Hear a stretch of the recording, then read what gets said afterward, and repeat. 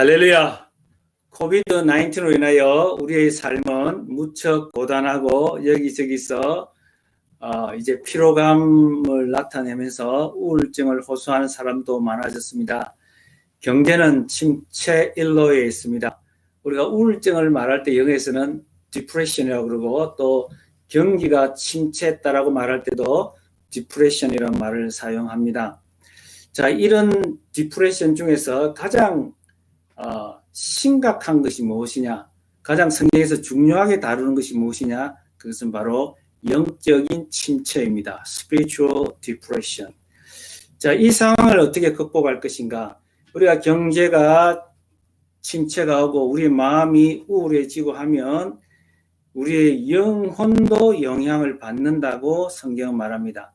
자, 이럴 때에 우리가 어떻게 하면 영적 침체에 빠지지 않고 오히려 리프레시먼트, 어떻게 하면 우리 마음을 더 새롭게 할 수 있겠는가? 어떻게 하면 하나님께 더 가까이 갈 수 있겠는가?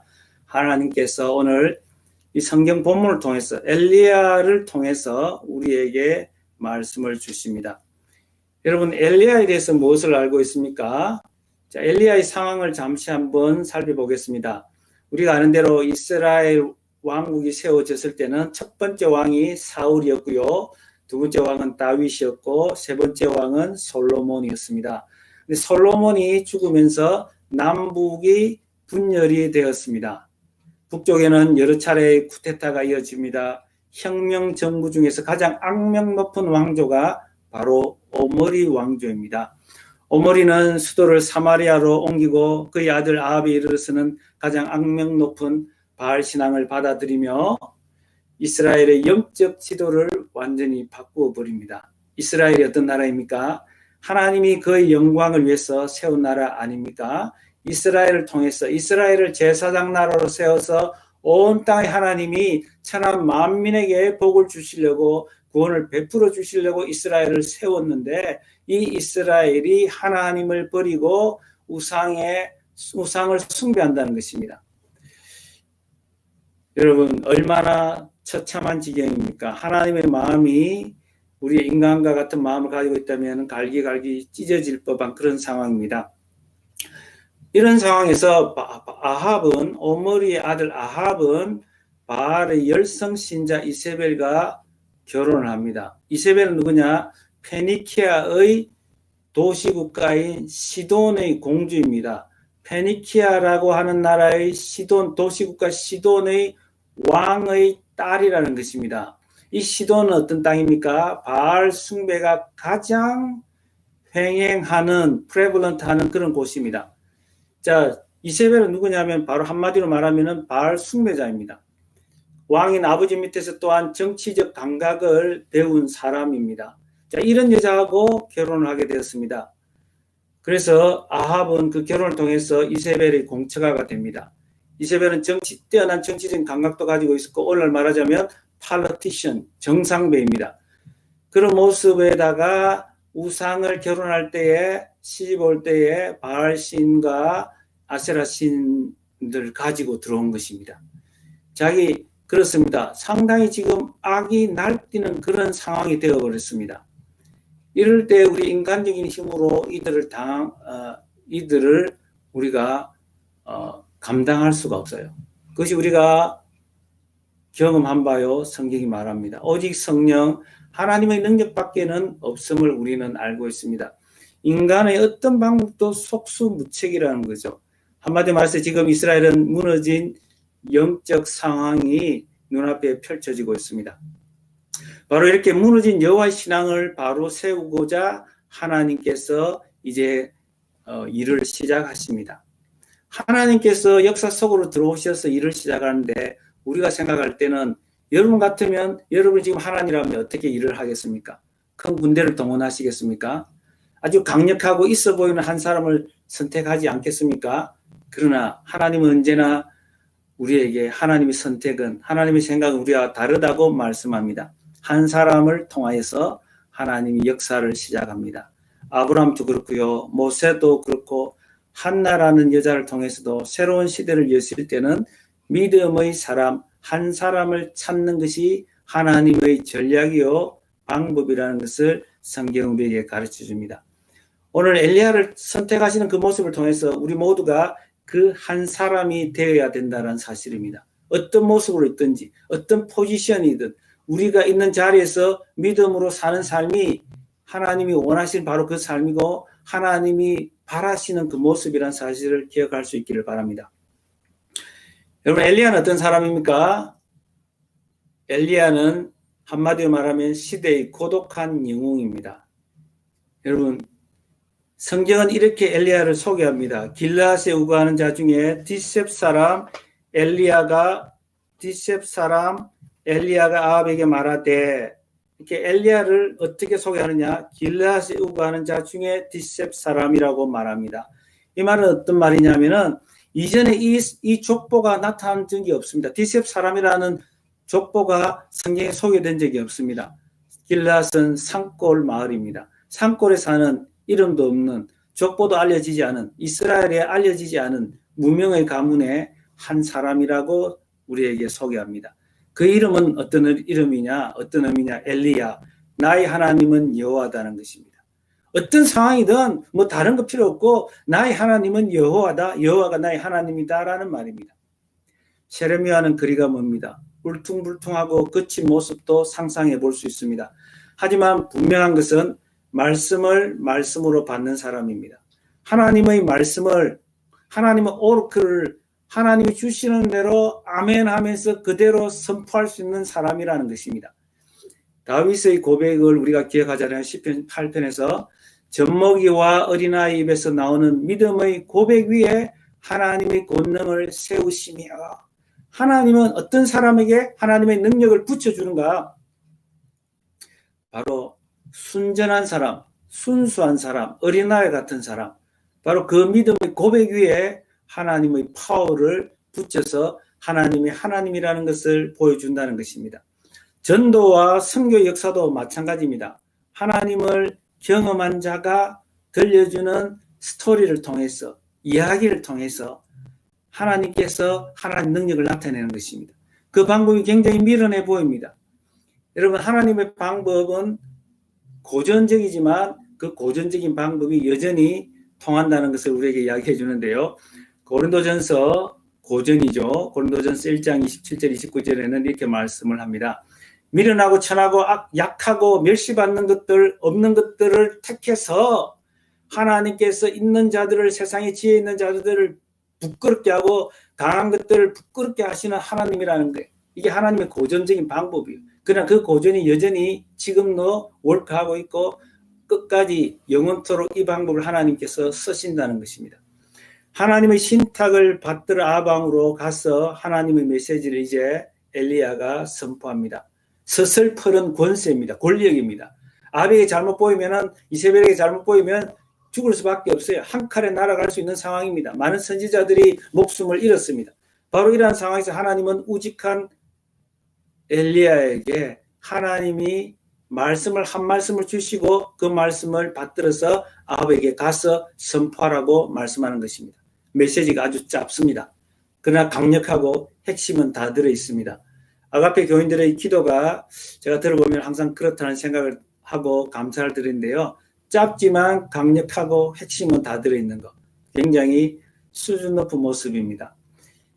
자, 하나님께서 지금 엘리야에게 붙여주신 말씀이 뭐냐?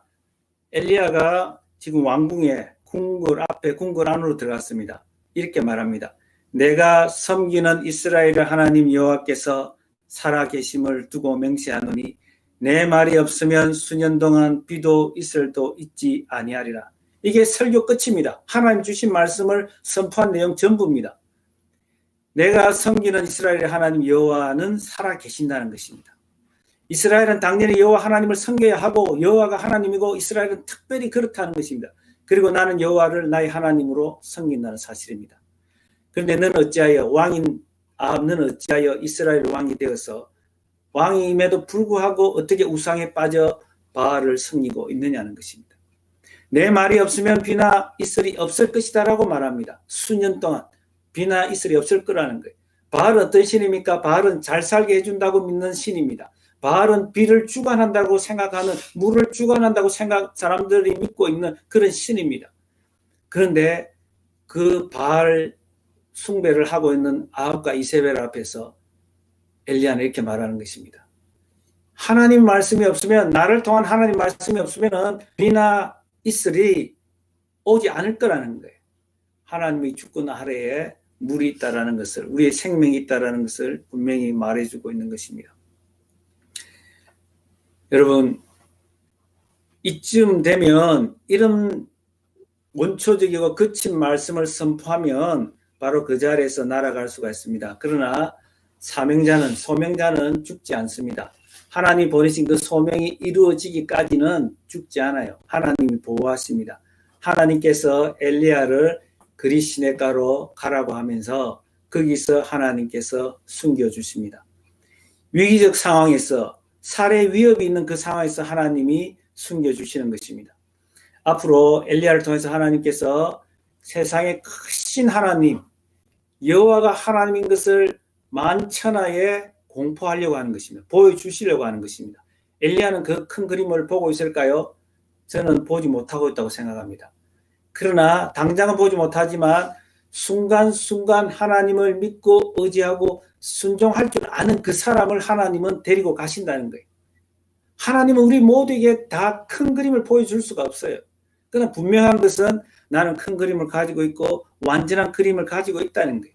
너는 그 하나님을 믿고 작은 일에 충성하면서 순간순간 따라오면 언젠가는 큰 그림을 보게 될 것이라는 것입니다. 여러분, 이 그리 시냇가로 인도하면서 여기서 하나님은 엘리야에게 분명한 주시는 메시지가 있습니다. 뭐냐? 사회적 거리두기, 소셜 디스턴싱이 바로 영적 거리 좁히기, spiritual nearing이라는 사실입니다. 그리스는 무슨 말이냐? 자르다는 말에서 왔습니다. 히브리어 카라트라는 말에서 왔습니다.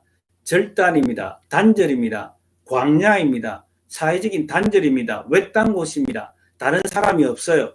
하나님 밖에는 의지할 대상이 없는 그곳이 바로 그리 시냇가입니다. 적어도 상황을 보면, 전체 맥락을 보면은 2년 반 정도는 이곳에서 머물렀던 것으로 보입니다. 여러분, 하나님이 지금 엘리야를 통해서 큰 그림을 가지고 있어요. 앞으로 장차 갈멜산에 올라가서 850대 1로서 바알이 아니고 아세라가 아니라 여호와가 하나님인 것을 불로 응답하기로 작정하고 계세요. 하나님 그런 그림을 가지고 있어요.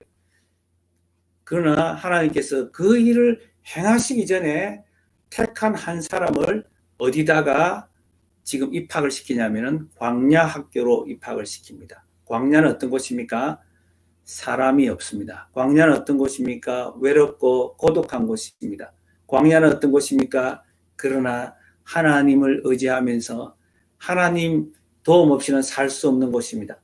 여러분 생각해 보십시오. 모세는 어떤 학교를 나왔습니까? 40년 동안 미디안 광야 생활을 했습니다. 다윗은요, 유다 광야에서 사울을 피해서 도주 생활을 했습니다.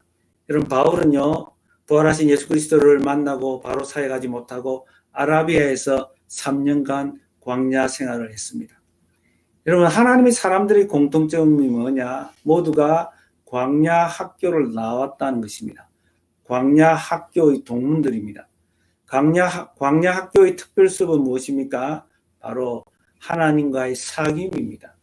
하나님이 하나님임을 뼛속까지 경험하는 것이 바로 광야 학교를 세우신 목적입니다.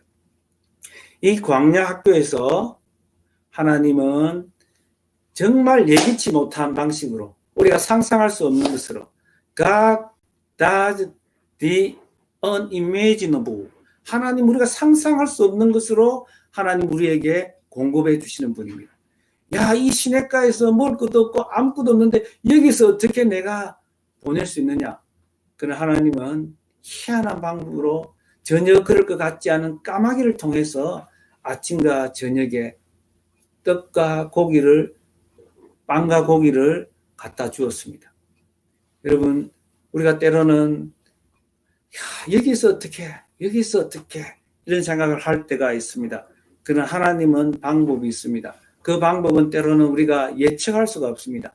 우리가 예측할 수 있는 것은 무엇이냐? 믿음밖에 없는 것입니다. 하나님께서 나의 공급자고 하나님이 나를 먹이고 입히시고 하나님은 나의 아버지라는 사실입니다. 하나님이 가장 좋아하는 게 뭡니까? 하나님을, 그 창조주 하나님을 아버지라고 부르는 것입니다. 예수님이 아버지라고 불렀던 것처럼 내가 바로 내 아들, 사랑하는 아들 예수를 십자가에서 죽이고 너를 양자 삼은 것은 바로 네가 나를 아버지라고 부르기를 원한다는 것입니다. 하나님은 우리에게 아버지가 되어주시기를 원하는 것입니다. 인간 육신의 아버지와 달리 하나님은 영원하신 하나님입니다. 영원하신 아버지요, 영존하신 아버지요, 전능하신 하나님입니다. 평강의 왕입니다. 하나님은 우리 모든 필요를 다 채워주실 수 있는 분입니다.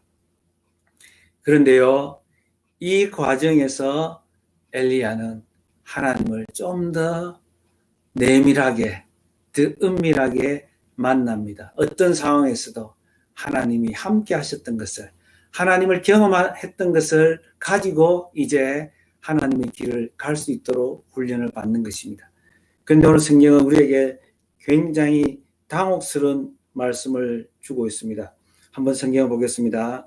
6절, 7절 보면요. 까마귀들이 아침에도 떡과 고기를 저녁에도 떡과 고기를 가져왔고 그가 시냇물을 마셨으나 땅에 비가 내리지 아니하므로 얼마 후에 그 시내가 마르니라. 땅에 비가 내리지 아니하므로 얼마 후에 그 시내가 마르니라. dry up 했다는 것입니다. 얼마 후에 한 2년 반 정도 시간이 지났는데 갑자기 시내가 말라버렸어요. 이야, 왜 이런 일이 벌어질까요? 여러분, 떠날 시간이 되었다는 것도 있지만은 여러분, 엘리야가 착각할 수가 있어요. 우리도 그렇잖아요. 좋은 직장 주셔서 하나님 감사합니다. 건강을 주셔서 감사합니다. 그런데 내 건강으로 내가 잘 사는 걸로 순간 착각할 수가 있어요. 내가 열심히 해서 내가 이 직장 때문에 하나님이 아니라 직장이 나를 먹이고 입히고 살린다라고 착각할 수가 있어요. 시냇물을 갑자기 마르게 한 것은, 때가 되어서 마르게 한 것은 바로 너를 먹이는 것은, 너의 생명의 원천은 이 시냇물이 아니고 하나님이라는 것을 우리에게 가르쳐 주는 것입니다. 우리가 때로는 어처구니 없는 일을 당할 때가 있습니다. 참으로 열심히 하나님을 섬기고 사랑하는데 우리에게 어처구니 없는 일이 벌어질 때도 있습니다. 하나님을 신뢰했지만 아브라함의 경우에 하나님께서 이런 말씀을 합니다. 네 아들 독자 이삭을 바치라. 요셉에게는요, 그가 어려운 상황 속에서도 온전한 삶을 삽니다. 하나님을 모시고 삽니다. 그런데 갑자기 억울한 누명을 뒤집어쓰고 감옥으로 갑니다. 바울은요, 말씀에 따라서 열심히 복음을 전합니다. 그러나 루스드라에서 돌에 맞아 죽을 지경에까지도 갔습니다. 여러분, 하나님은 우리에게 한 걸음 한 걸음 더 나아가게 하기 위해서 우리에게 때로는 정말 어처구니 없는, 정말 아무리 합리적으로 생각해도 합리적인 이유를 찾을 수 없는, 근거 없이 우리가 어려움에 직면할 수도 있습니다. 그러나 하나님은 계획이 있어요. 하나님은 하나하나 퍼즐을 맞추어 가시는 분입니다. 오늘 말씀을 정리하려고 합니다. 우리는 지금 엘리야의 시대 못지않게 영적 침체의 시대에 살고 있습니다. 뉴 잉글랜드 땅의 영적 지도를 그리면 어떻게 그릴 수 있을까요? 물질을 숭상하고 하나님이라고 부르면서도 부르는 사람들조차도 혼합주의에 빠져 있었어. 혼합주의, 싱크레티즘, 혼합주의에 빠져 있는 사람이 얼마나 많습니까? 소위 종교다운주의가 창궐하고 있습니다. 이래도 좋고 저래도 좋고, 이래도 구원이 있고 저래도 구원이 있고. 여러분, 별의별 사람들이 다 있습니다. 그러나 성경은 우리에게 무슨 말씀을 주십니까? 하나님이 엘리야를 선택한 것은 오직 여호와만 하나님이라고 믿는 사람이라는 거예요. 하나님은 질투하신 하나님이에요. 그 말은 뭐냐? 하나님의 질투는 사랑이에요. 하나님은 우리를 살리기 위해서 질투를 하시는 거예요. 다른 것을 볼 수가 없어요. 왜? 하나님이 제일 사랑하는 자들에게 하나님이 제일 좋은 걸 주시기 위해서 주와 마음이 있기 때문에 하나님이 정말 몸을 상하게 하고 영혼을 상하게 하는 것하고 짝하는 것을 볼 수가 없는 것입니다.